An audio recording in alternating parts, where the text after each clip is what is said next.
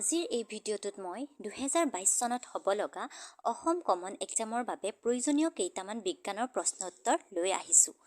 আশা কৰোঁ আপোনালোকে ভিডিঅ'টো শেষলৈকে চাব। ভিডিঅ'টো ভাল পালে লাইক শ্বেয়াৰ কৰি দিব। লগতে যিসকলে প্ৰথমবাৰ মোৰ চেনেলটোলৈ আহিছে সেইসকলে চেনেলটো ছাবস্ক্ৰাইব কৰি দিব। আহক তেতিয়াহ'লে আজিৰ ভিডিঅ'টো আৰম্ভ কৰোঁ। আজিৰ প্ৰথম প্ৰশ্ন নম্বৰ 1, কোনবিধ চৰাই চকুৰ সন্মুখৰ ফালে থাকে? ইয়াৰ উত্তৰটো হ'ব ফেঁচা। আজিৰ 2 নম্বৰৰ প্ৰশ্ন, কোনবিধ প্ৰাণীৰ চকু নাই? ইয়াৰ উত্তৰটো হ'ব উই আৰু কেঁচু। আজিৰ 3 নম্বৰৰ প্ৰশ্ন, হাতীৰ শুৰত কিমান মাংসপেশী আছে? ইয়াৰ উত্তৰটো হ'ব প্ৰায় 40,000। আজিৰ 4 নম্বৰৰ প্ৰশ্ন, কোনবিধ প্ৰাণীয়ে পানী নাখায়? ইয়াৰ উত্তৰটো হ'ব কৃষ্ণমৃগ। আজিৰ 5 নম্বৰৰ প্ৰশ্নটো, কোন ঠাইত সাপ নাই? ইয়াৰ উত্তৰটো হ'ব আইচলেণ্ড, হাৱাই দ্বীপ। আজিৰ 6 নম্বৰৰ প্ৰশ্ন, কাছ কোন শ্ৰেণীৰ প্ৰাণী? ইয়াৰ উত্তৰটো হ'ব সৰীসৃপ প্ৰাণী।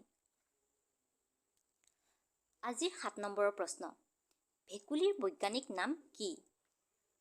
ইয়াৰ উত্তৰটো হ'ব বাফো মেলানোষ্টিকটাছ। আজিৰ 8 নম্বৰৰ প্ৰশ্ন, কোনবিধ চৰাই উৰিব নোৱাৰে? ইয়াৰ উত্তৰটো হ'ব উট পক্ষী। আজিৰ 9 নম্বৰৰ প্ৰশ্ন, তেঁতেলীত কোনবিধ এচিড পোৱা যায়? ইয়াৰ উত্তৰটো হ'ব টাৰ্টাৰিক এচিড। আজিৰ 10 নম্বৰৰ প্ৰশ্ন, ৰাতি ফুলা ফুলৰ ৰং কেনেকুৱা? ইয়াৰ উত্তৰটো হ'ব বগা। আজিৰ 11 নম্বৰৰ প্ৰশ্ন, কোনবিধ ঘাঁহ আটাইতকৈ ডাঙৰ? ইয়াৰ উত্তৰটো হ'ব বাঁহজাতীয় গছ। আজিৰ 12 নম্বৰৰ প্ৰশ্ন, প্ৰাণীৰ অস্থিৰ অধ্যয়নক কি বোলে? ইয়াৰ উত্তৰটো হ'ব অষ্টিঅলজি।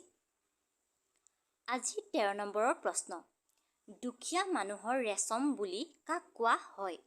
ইয়াৰ উত্তৰটো হ'ব এৰী ৰেচম। আজিৰ 14 নম্বৰৰ প্ৰশ্ন, পাট ৰেচমৰ বৈজ্ঞানিক নাম কি?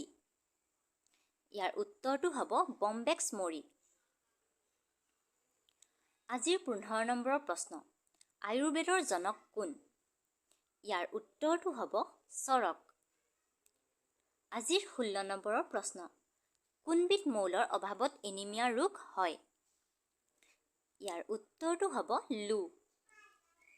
আজিৰ 17 নম্বৰৰ প্ৰশ্ন, কোনবিধ মৌলই মাংসপেশীৰ সংকোচন ঘটায়? ইয়াৰ উত্তৰটো হ'ব ছ'ডিয়াম। আজিৰ 18 নম্বৰৰ প্ৰশ্ন, মানুহৰ দেহৰ আটাইতকৈ দীৰ্ঘতম কোষ কি? ইয়াৰ উত্তৰটো হ'ব স্নায়ুকোষ।